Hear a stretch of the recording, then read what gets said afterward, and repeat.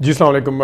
سب سے پہلے تو ڈسکس کریں گے جو آج سپریم کورٹ سے فیصلے آئے ہیں، اور نون لیگ جو ہے وہ اس وقت نشانہ بنا رہی ہے جسٹس اطہر من اللہ صاحب کو، اس کے اوپر تھوڑی سی بات کریں گے۔ قاضی فائز صاحب کا 38 پیج کا فیصلہ آیا، اس کے اوپر کافی تنقید بھی ہو رہی ہے، اور تنقید اس چیز کو لے کے ہو رہی ہے کہ قاضی فائز صاحب نے مکمل طور پر چیف الیکشن کمیشن کو ڈیفینڈ کیا ہے، اور الیکشن کمیشن کے اوپر کوئی سوال نہیں اٹھایا۔ الیکشن کمیشن کے جس وقت یہ سماعت ہو رہی تھی اس وقت بھی یہ آیا تھا کہ یہ ٹوٹل الیکشن کمیشن سے کوئی بھی ایسا سوال نہیں۔ اس وقت ہم نے بات بھی کی تھی کہ جج کا کام ہوتا ہے کہ جو بھی آپ کے سامنے کھڑے ہیں، جو کیس کے حوالے سے کسی بھی صورت میں فریق ہیں، تو اس میں ان سے کویسچن پوچھے جاتے ہیں، نہ کہ ان کو فیسیلیٹیٹ کیا جاتا ہے۔ تو نہ صرف ریمارکس میں اور اس ٹائم انہوں نے فیسیلیٹیٹ کیا تھا، بلکہ بھرپور طریقے سے انہوں نے 38 پیج میں جو ہے الیکشن کمیشن کو فیسیلیٹیٹ کیا ہے، قانونی نقطوں کو بھی ایون اگنور کیا ہے، جو ٹیکنیکل نقطے تھے، قانونی تھے، اس کے اوپر بھی اب قاضی فائز صاحب ڈھیلے، اور ان کی گرپ جو ہے وہ یا ان کی لاجک جو ہے وہ ناکام ہوتی ہوئی نظر آ رہی ہے۔ وہ اس طرح کہ ایک چیز، کیونکہ قاضی فائز صاحب کہتے ہیں کہ آئین سب سے مقدم ہے، قاضی فائز صاحب کہتے ہیں کہ پارلیمان سب سے مقدم ہے، پریکٹس اینڈ پروسیجر بل وغیرہ لے کے آئے، ٹھیک ہے مان لیتے ہیں۔ تو جب ایک آئین مقدم ہے، اس آئین کے پیچھے پارٹی کا آئین سب سے مقدم ہو گیا، یہ تو ایک چلیں ایک اور نقطہ ہے، لیکن ایک جو قانونی نقطہ ہے، جو تکنیکی نقطہ ہے، جس کے اوپر قاضی فائز صاحب کے بارے میں کہا جاتا ہے کہ وہ تکنیکی نقطوں کو یا ایک جو قانون آپ کے سامنے پڑا ہوا ہے اس کو کیسے اگنور کر سکتے ہیں، تو وہاں پہ جو نقطہ آتا ہے اس میں سب سے پہلے کہ 2010 میں 18ویں ترمیم آئی تھی، تو اس میں انٹرا پارٹی الیکشن کی اہمیت کے حوالے سے آرٹیکل 17 میں جا کے اس کو کوئی ضروری نہیں کہا گیا تھا۔ جب وہ ترمیم آ گئی تو پرانے والا قانون نہیں مانا جاتا، ہمیشہ نیا قانون مانا جاتا۔ اب 73 کا آئین ہے تو اس کا یہ مطلب نہیں 66 کا آئین چلے گا یا 56 کا آئین چلے گا، یہ نہیں چلے گا، آئین چلے گا 73 کا، کیونکہ آخری دفعہ وہ آیا ہے۔ جو بھی ترمیم ہوگی آخری دفعہ جس نے کی ہوگی وہ کنسیڈر ہوگی، کیونکہ قاضی فائز صاحب کہتے ہیں پارلیمان ہے، اسی پارلیمان نے جس کا وہ دم بھرتے ہیں، انہوں نے فیصلہ کیا کہ انٹر پارٹی الیکشن کے حوالے سے جو ہے وہ اتنی کوئی ضروری چیزیں نہیں ہیں، تو انہوں نے کہا نہیں 2010 کی بے شک ترمیم آ گئی، لیکن میں جو نا وہ پرانا قانون نہیں چلے گا، اس میں پرانا چیزیں دیکھنی پڑیں گی۔ پھر بے نظیر والے اس جو سیمبل والا تھا اس کے اوپر بھی ان کی کوئی لاجک بڑی عجیب سی تھی، لیکن اس تمام کے باوجود آج جو دوسرے بینچ میں فیصلے لگے، جو جسٹس اطہر من اللہ اور منصور علی شاہ کے پاس جا کے فیصلے لگے، بندوخیل کے پاس، جو جسٹس منیب اختر کی سربراہی میں لگے، پرویز الہی صاحب کو بھی اجازت مل گئی، ایک وہ خوشاب کے عمر اسلم صاحب غالباً انہیں بھی اجازت مل گئی، اور ایک اور جو ہے وہ عمر اسلم کا نہیں، صنم جاوید صاحبہ کو بھی اجازت ملی۔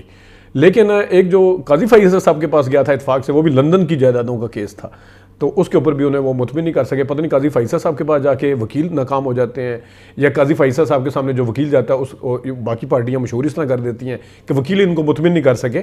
تو جب جج ایک مائنڈ سیٹ کے ساتھ بیٹھا ہو، جب جج ایک جن سے سوال پوچھنے چاہیے اس کے ساتھ جا کے فریق بن جائے، جس طرح الیکشن کمیشن ہے، تو پھر جج کو کوئی روک نہیں سکتا۔ جج تو جج صاحب ہیں، جسٹس صاحب ہیں، منصف ہیں، وہ موم کی ناک کو ادھر گھمائیں ادھر گھمائیں، وہ ان کی مرضی ہے۔ لیکن اطہر من اللہ صاحب کے اوپر بڑا ہاتھ الٹا رکھا ہوا ہے۔ یہی اطہر من اللہ صاحب تھے جس وقت آدھی رات کو یہ کورٹ میں آ کے بیٹھ گئے تھے، تو نون لیگ والوں نے بگلے بجائی تھی، خوش ہوئے تھے کہ واہ واہ اطہر من اللہ صاحب نے فیصلہ کر دیا۔ یہی اطہر من اللہ صاحب تھے جس وقت انہوں نے ریکیوز کیا تھا، اور انہوں نے کہا تھا کہ پرویز الہی صاحب اپنی مرضی سے اسمبلی کیسے توڑ سکتے ہیں، ان کی نیت دیکھنی پڑے گی، ان کے پیچھے کوئی ہے تو نہیں ہے۔ اس کے ساتھ جسٹس مندوخیل یا جسٹس افریدی صاحب تھے، وہ بھی ریکیوز کر گئے تھے، اور انہوں نے بھی یہ اسی نقطے کے اوپر بات کی تھی، لیکن سب سے پہلے جسٹس اطہر من اللہ صاحب نے بات کی تھی۔ تو اس وقت تو نون لیگ والوں نے لڑیاں ڈالی تھی، اور نون لیگ کے کم از کم 2 سے 3 کیس جس وقت اسلام آباد چیف جسٹس تھے اسلام آباد ہائی کورٹ کے، تو اس وقت یہ اطہر من اللہ صاحب کے پاس جا کے کیس لگواتے تھے۔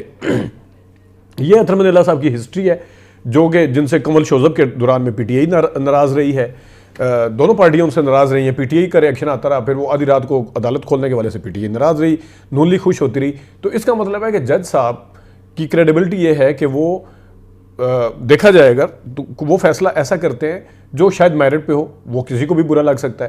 لیکن دوسری طرف قاضی فائز صاحب کا ریکارڈ ہے، قاضی فائز صاحب کے سامنے کوئی ایسا کیس یا کوئی ایسا فیصلہ نہیں ہے جس سے نون لیگ کو نقصان پہنچا ہو، قاضی فائز صاحب کے بینچ کے پاس کوئی ایسا فیصلہ نہیں ہے جس سے پی ٹی آئی کو فائدہ پہنچا ہو۔ تو اگر اب جو قاضی فائز صاحب کے ساتھ تھے جج، وہ اطہر من اللہ صاحب کو اور قاضی فیصل صاحب کو لائک مائنڈیڈ کہتے تھے نون لیگ والے. قاضی فیصل صاحب کے ساتھ جسٹس منصور علی شاہ کو لائک مائنڈیڈ کہتے تھے. قاضی فیصل صاحب کے ساتھ مندوخیل کو لائک مائنڈیڈ کہتے تھے. قاضی فیصل صاحب کے ساتھ یحییٰ افریدی صاحب کو لائک مائنڈیڈ کہتے تھے. اب یہ والے سارے جج کہاں کھڑے ہوئے ہیں؟ یہ آپ کے سامنے ہے. منصور علی شاہ صاحب نے آج کیا کیا ریمارکس دیے اور انہوں نے ڈی فرنچائز اور فرنچائز کرنے کی، ہم نے فیسیلیٹیٹ کرنا ہے، کیا بات کی؟ وہ قاضی فیصل صاحب کے فیصلے کے خلاف جاتی ہے. اطہر من اللہ کے اوپر تو ویسے ہی نون لیگ والے تیر اور لے کے چڑھے ہوئے ہیں. اسی طرح جو باقی ہیں. اچھا، اب مزے کی بات ہے کہ جسٹس اعجاز الاحسن صاحب کے گروپ میں انہوں نے مشہور کیا ہوا تھا جسٹس منیب اختر صاحب ہیں، جسٹس اعجاز الاحسن صاحب ہیں، جسٹس مظاہر علی اکبر نقوی صاحب ہیں. تو وہ تو سارے چلے گئے، وہ تو سارے نہیں ہیں.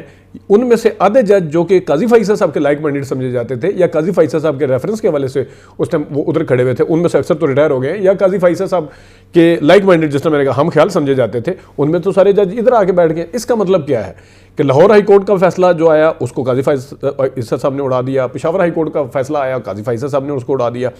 اب اپنے جو ساتھی ججز ہیں وہ کس قسم کے فیصلے بتا رہے ہیں، کر رہے ہیں، آج کیا انہوں نے کہا، کیا کیا ریمارکس پاس کیے ہیں. تو یہ ساری چیزیں قاضی فیصل صاحب کو سوچنی پڑیں گی. سوالات پھر ان کے اوپر اٹھتے ہیں کہ باقی ججز کے فیصلے ان کے پی ٹی آئی کے حق میں بھی ہیں، خلاف بھی ہیں. باقی ججز کے فیصلے پی ایم ایل این کے حق میں بھی ہیں، خلاف بھی ہیں. لیکن قاضی فیصل صاحب کے اوپر اتفاق ایسا ہے، کوئی انسیڈنس ایسا ہے کہ ان کے فیصلے سارے کے سارے جو ہیں وہ نون لیگ کے حق میں جاتے ہیں. اتفاق ایسا ہے. اور جو پی ٹی آئی کا کوئی کیس ان کے سامنے آگے لگ جاتا ہے تو اس کے خلاف جاتا ہے. سوائے یہ مستی کھیل شستی کھیل والے میں بھی انہوں نے کافی وہ نکالی ہیں.